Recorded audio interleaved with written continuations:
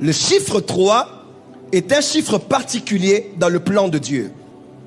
Et quand je parle de la transformation nationale, vous devrez tenir compte de ce chiffre, le chiffre 3. Dans la Bible de l'Ancien et Nouveau Testament, vous allez recevoir plusieurs références où on parle du chiffre 3. Le chiffre 3 symbolise la divinité, l'accomplissement, la plénitude, la résurrection et l'accomplissement. L'accomplissement dans le sens d'une œuvre qui est terminée, qui est achevée, d'une mise en place qui est aboutie. Amen.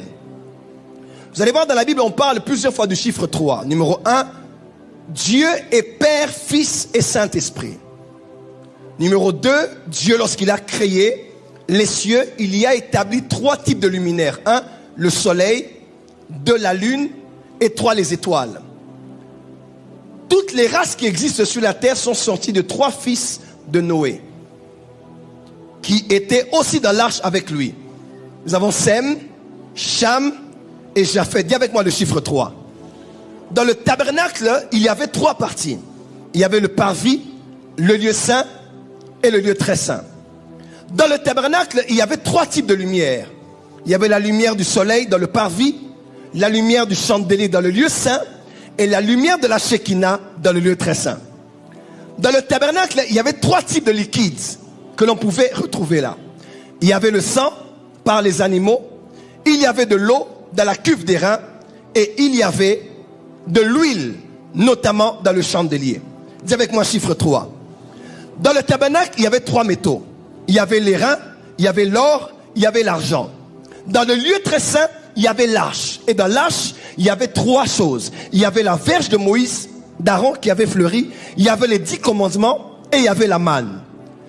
Dans Noé, dans Ézéchiel, chapitre 14, verset 20, Dieu parle de 3 types d'hommes intègres. Il parle de Noé, il parle de Job et il parle de Daniel. Lorsque Jésus est né, il y a eu 3 présents que l'on lui a offerts. Il y avait l'or, il y avait l'encens et il y avait la myrrhe. Dis avec moi chiffre 3. Lorsque Jésus croissait, il est écrit, il croissait en stature, en sagesse et en grâce. Jésus a ressuscité 3 personnes dans la Bible. La fille de Jairus, le fils de la veuve et la ressuscité Lazare. Dieu a rendu témoignage de Jésus dans 3 endroits. Au Jourdain, à Tabor et dans le temple. Jésus avait 12 apôtres, mais 3 en particulier proches de lui. Il avait Pierre, il avait Jean et il avait Jacques. Dans l'histoire du bon samaritain, 3 hommes sont passés par là. Le lévite, le sacrificateur et le bon samaritain.